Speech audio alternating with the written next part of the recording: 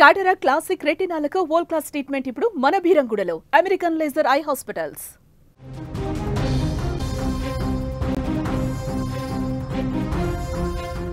ఐక్యరాజ్య సమితిలో మరోసారి పాక్ భంగపాటు భారత్పై బురద జల్లేలా పాక్ ప్రధాని షరీఫ్ వ్యాఖ్యలు చేశారు. గట్టిగా బదిలిచ్చిన భారత దౌత్యవేత్త పేటల్ గహ్లోట్ అబద్ధాలతో వాస్తవాలను ఏమార్చలేరంటూ కూడా ఆగ్రహం వ్యక్తం చేశారు. ఉగ్రవాదాన్ని పాక్ పెంచి పోషిస్తోందంటూ కూడా గహ్లోట్ అంటున్నారు. గహ్లోట్ గంభీర్యానికి షరీఫ్ భయపడిపోయినట్లుగా కూడా మనకు తెలుస్తోంది. అంతర్జాతీయ వేదికగా భారత్ ను నిందించాలని చూసిన పాకిస్తాన్ కు మరోసారి భంగబాటు తప్పలేదు.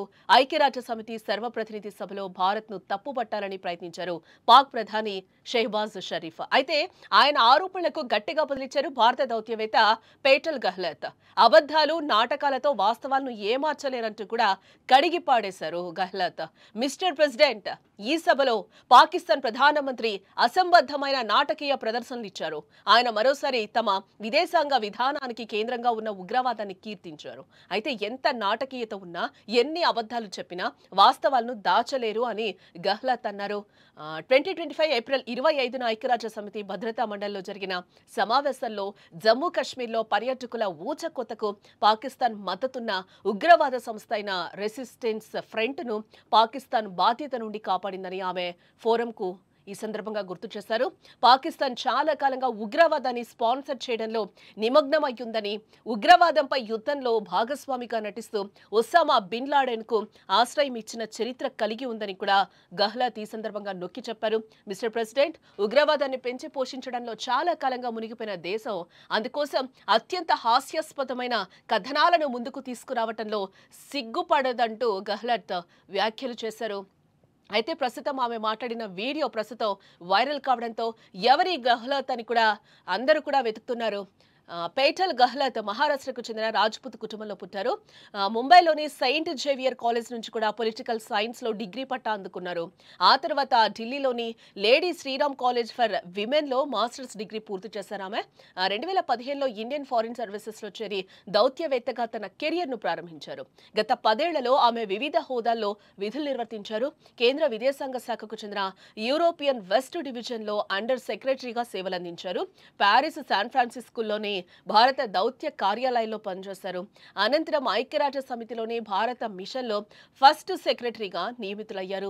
ప్రపంచ వేదికలపై భారత తరపున స్పష్టమైన గళం వినిపిస్తూ సమర్థమైన ప్రతినిధిగా పేరు తెచ్చుకున్నారు.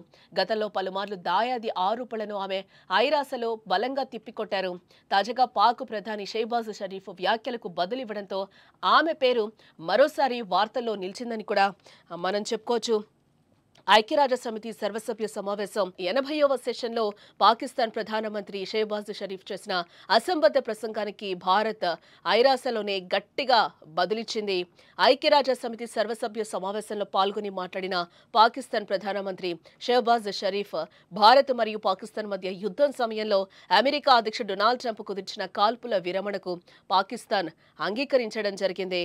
ఇదే సమయంలో భారత్తో యుద్ధం సమయంలో పాకిస్తాన్ సైన్యం యొక్క శౌర్యాన్ని ప్రశంసించిన షెహబాజ్ షరీఫ్, మా నగరాలపై దాడి చేయడానికి వచ్చిన భారతదేశం యొక్క 7 యుద్ధ విమానాలు కూల్చేశాం. మా సైన్యం మరియు అప్పటి సైన్యాధ్యక్షుడు ఆసిఫ్ మునీర్ యొక్క ఈ సాహసం ప్రశంసనీయం అంటూ కూడా ఆయన అనడం జరిగింది. ఈ ప్రకటనకు భారతీయ దౌత్యవేత్త పేటల్ గహ్లోట్ తీవ్రంగా బదులివ్వడం జరిగింది. ఉగ్రవాదులను కీర్తించడం మరియు నిందించడం పాకిస్తాన్ యొక్క విదేశాంగ విధానానికి కేంద్ర బిందువు అంటూ కూడా ఆమె గట్టిగానే విమర్శించారు ఐక్యరాజ్య సమితిలో. ఇదే సమయంలో పహల్గాం ఉగ్రవాద దాడికి కారణమైన ఉగ్రవాద సంస్థ ది రెసిస్టెన్స్ ఫ్రంట్ ను రక్షించినందుకు మరియు ఒసామా బిన్ లాడెన్ కు ఆశ్రయం ఇచ్చినందుకు పాకిస్తాన్ యొక్క కుట్రను బయటపెట్టారు. ఏ నాటకం లేదా అబద్ధం అసత్యాన్ని దాచలేదు. పాకిస్తాన్ స్పాన్సర్ చేసిన ఉగ్రవాద సంస్థ ది రెసిస్టెన్స్ ఫ్రంట్ ను భారతీయ కేంద్రపాలిత ప్రాంతం జమ్మూ మరియు కాశ్మీర్లో పర్యాటకుల క్రూరమైన ఊచకోతకు బాధ్యత నుండి రక్షించింది ఈ పాకిస్తానియానికి కూడా ఆమె ఆగ్రహం వ్యక్తం చేశారు. పాకిస్తాన్ ఉగ్రవాదాన్ని సృష్టించడంలో మరియు ఎగుమతి చేయడంలో చాలా కాలం నుండి మునిగిపోయింది. ఇప్పుడు ఉగ్రవాదంపై పోరాటంలో భాగస్వామిగా నటిస్తోంది. కానీ ఇదే దేశం ఒసామా బిన్ లాడెన్ కు ఒక దశాబ్దం పాటు ఆశ్రయం ఇచ్చింది అని కూడా ఆమె విరుచుకుపడ్డారు. ఇదే సమయంలో పహల్గాం దాడికి ప్రతీకారంగా ఉగ్రవాదంపై భారత్ చేసిన ఆపరేషన్ సింధూర్, ఆపరేషన్ పాకిస్తాన్ సైన్యం తిప్పుకొట్టిందన్న పాక్ ప్రధానమంత్రి ప్రకటన అబద్ధమని అన్నారు. మే 10న పాక్ సైన్యమే ఆపరేషన్ ఆపాలని భారత్ను వేడుకుంది అని కూడా తెలిపారు. భారతదేశంలో అమాయక పౌరులపై జరిగిన ఉగ్రదాడికి పాకిస్తానే కారణం. ఇదే నిజం. అలాంటి చర్యలకు వ్యతిరేకంగా మా ప్రజలను రక్షించే హక్కును మేము ఉపయోగించుకున్నాం, న్యాయం అందించామని కూడా ఆమె అన్నారు. ద్వేషం, మతతత్వం మరియు అసహనంలో మునిగిపోయిన ఒక దేశం ఈ సభకు విశ్వాస విషయాలపై బోధిస్తూ ఉండటం విరుద్ధం. పాకిస్తాన్ యొక్క రాజకీయ మరియు పబ్లిక్ ప్రసంగం దాని నిజమైన స్వభావాన్ని ప్రతిబింబిస్తుంది అంటూ కూడా ఆమె ఒక్కసారిగా విరుచుకుపడ్డారు. Repulsing the enemy's attack under Air Chief Marshal Zahir Babar Sidhu, our Falcons took flight and etched their answer across the skies, resulting in 7 of the Indian jets turned to scrap and dust.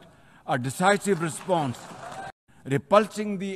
This assembly witnessed absurd theatrics in the morning from the Prime Minister of Pakistan, who once again glorified terrorism that is so central to their foreign policy.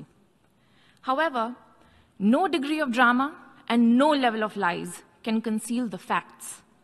This is the very same Pakistan which, at the UN Security Council on 25th April 2025, shielded the Resistance Front, a Pakistani-sponsored terror outfit, from the responsibility of carrying out the barbaric massacre of tourists in the Indian Union territory of Jammu and Kashmir.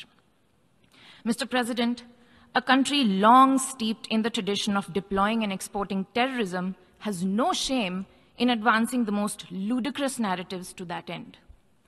Let us recall that it sheltered Osama bin Laden for a decade, even while pretending to partner in the war against terrorism. Its ministers have just recently acknowledged that they have been operating terrorist camps for decades. It should come as no surprise that once again this duplicity continues, this time at the level of its Prime Minister. This assembly witnessed absurd theatrics in the morning from the Prime Minister of Pakistan, who once again